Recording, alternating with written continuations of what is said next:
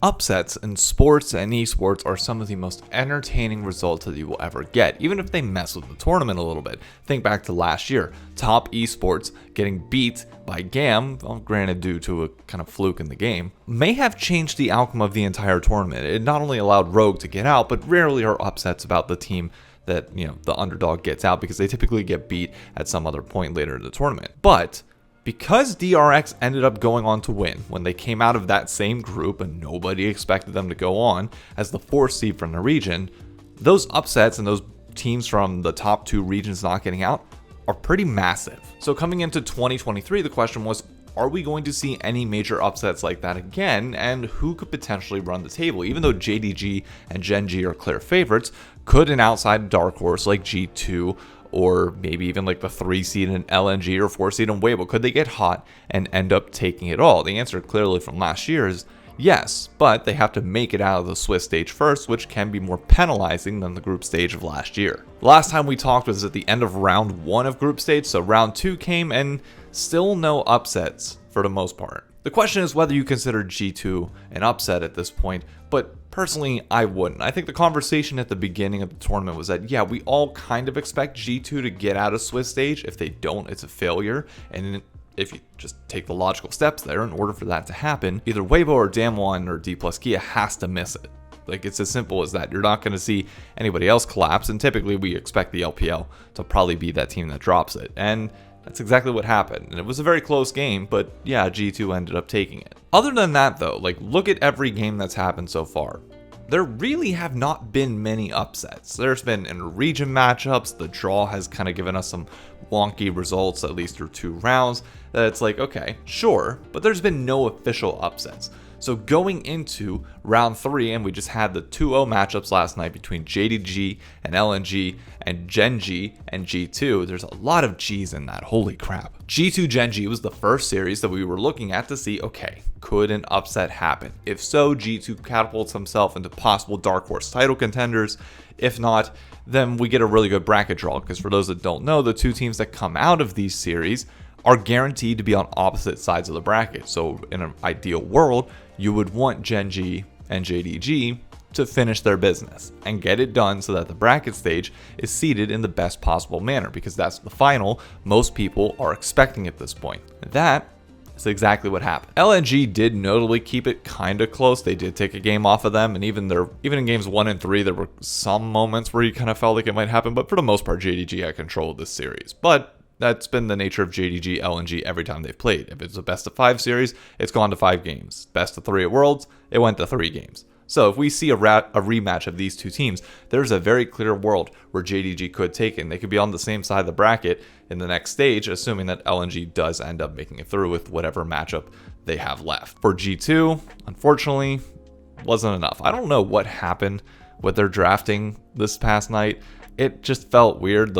I don't know why Hanzama was on Lucian of all champions. Like, Xayah was open and they didn't pick it, which is just odd. Then unfortunately, Yike didn't have the best series in the world, and just, dude, these Jacks, like, every time I watch, like, for context, this morning I had to watch the highlights. I didn't get to watch the actual thing because games are now at 3 and 6 a.m. every time. So finals is going to be the only series that I end up watching in its entirety.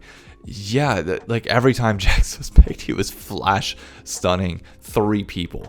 Every time. It was like, Jesus Christ, why is Doran so good? It's not that BB's not good, it's just that Doran was just making plays that screwed the entire team.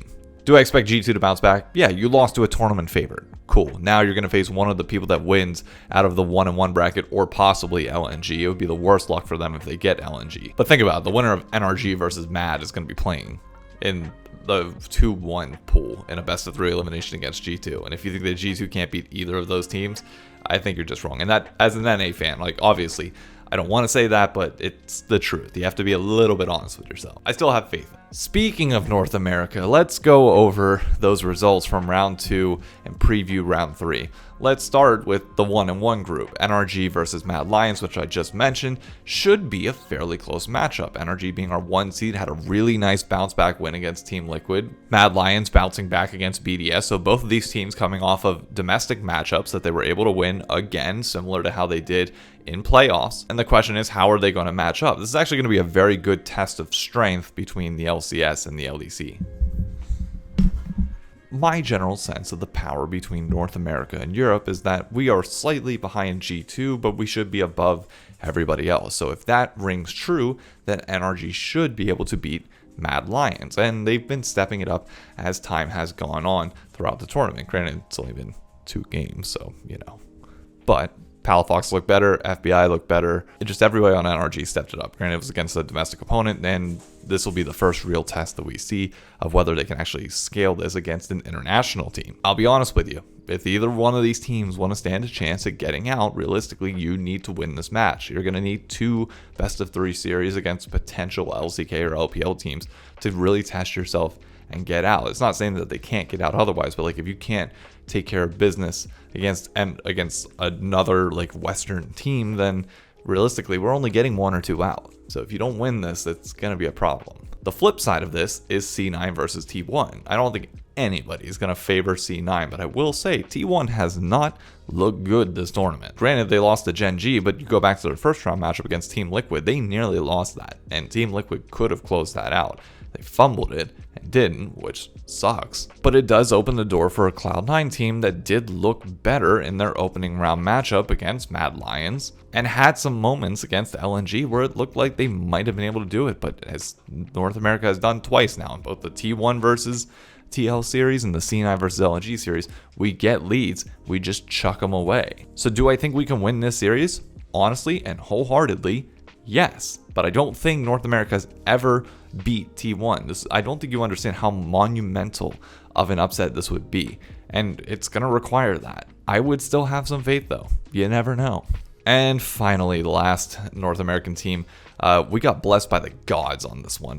That Team Liquid does not have to play D plus Kia nor BDS. We get GAM. We get the cupcake matchup that if they lose this, then oh boy, is it going to be bad. Travis Gaffer did an interview with APA after their loss to NRG, of which it was a full team loss, to be clear. Everybody else could have stepped up, but they didn't.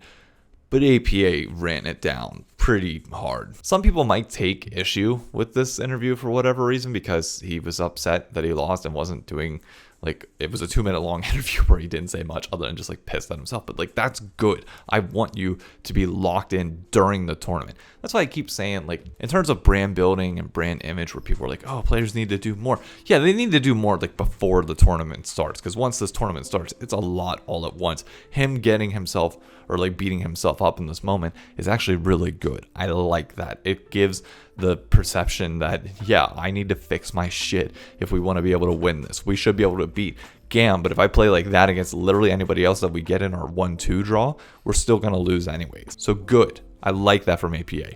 Keep up the press, keep up the media. Everywhere else, he's been putting out a lot of content, which is good. It's developing him as a personality. Now just rebound in this series. TL should take care of business against GAM 2-0. I'm not even going to spend all that much time on it, because I'll spend more time if we lose, but let's just take care of what we need to do and then go on to the next matchup and pray to God that we get a good one. Because notably, if you look at the 1-1 pool, we could get anyone D plus Kia, KT Rolster, Weibo, Fnatic. This is the part of the tournament where it really starts to get interesting. Those first 2 rounds are fun. Even the 1-1 matchups are still fun with these best of ones and the best of 3s between the upper bracket teams qualifying in. Sure, they're great.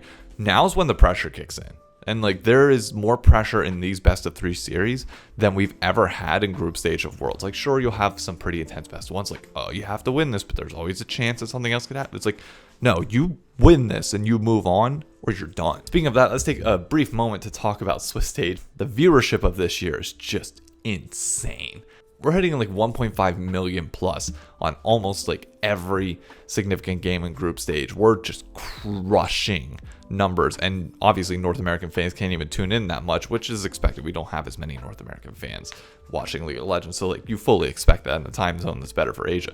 But also that it just speaks to how good Swiss Stage is whenever every single game matters. And for context, again, we have not had a single upset in this tournament yet. All of the results more or less went stock standard. We had some close games. We didn't have any actual upsets to date. So that's pretty much it. Going into tomorrow, again, I'm predicting all 3 North American teams to win.